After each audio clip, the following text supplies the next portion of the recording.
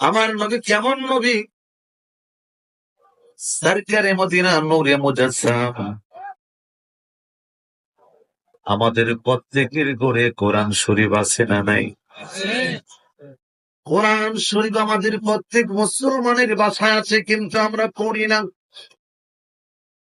কিন্তু আমাদের বাসায় টেলিভিশন আছে, এটা 24 ঘন্টায় বন্ধ নাই। বাবা না দেখলে ছেলে, ছেলে না দেখলে মা, মা না দেখলে ছেলের বউ, মেয়ে নাতি নাতি কেউ না কেউ শু দেখতেছে। কথা বলে, কথা বলে আমার ভাইয়েরা।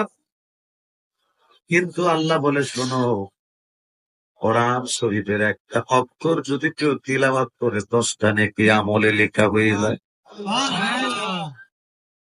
আমার নবীর উপরে একবার দুরূদ পড়লে, মান সাল্লামা রাতিন কাতাবাল্লাহু লাহু আশরা হাসানাত, আল্লাহ একটু 10টা গুনাহ মাফ, 10টা দরজা বাড়িয়ে যায়। আমার আল্লাহ আমল নামার মধ্যে 10টা নেকি লিখে দেয়।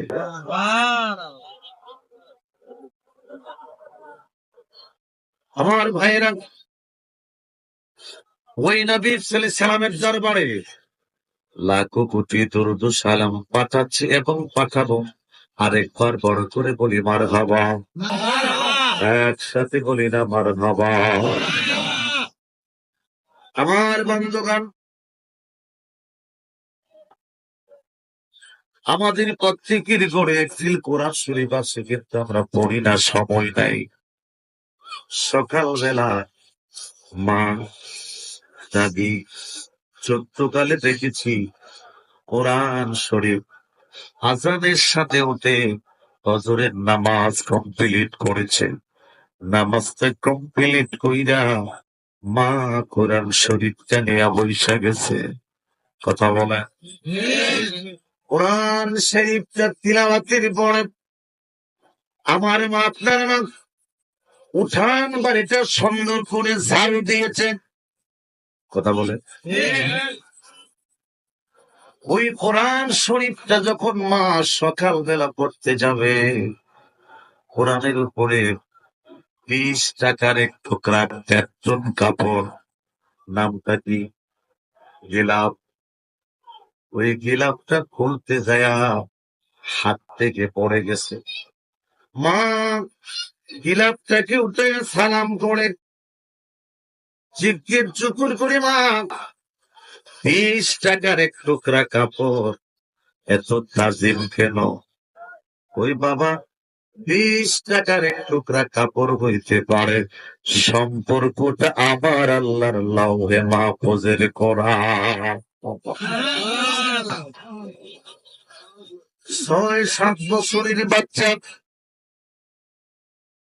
সকালবেলা মা ঘুম থেকে উঠায়া সুন্দর করে মা পোশাক পরাইয়া উজু বানাইয়া বাজার থেকে এক টুকরা কাঠ, নাম কি, রিয়াল, নাম কি, 50 টাকার দামের এক টুকরা কাঠ, এই সবার মধ্যে বসেছি, সালাম করি নাই। কি টেবিলের মধ্যে পা রেখেছি, সালাম করি নাই। কথা বলে, সরিষা বাড়ির ঘরে ঘরে অনেকের বাসায় ভালো খাট আছে, বক্স খাট আছে না নাই?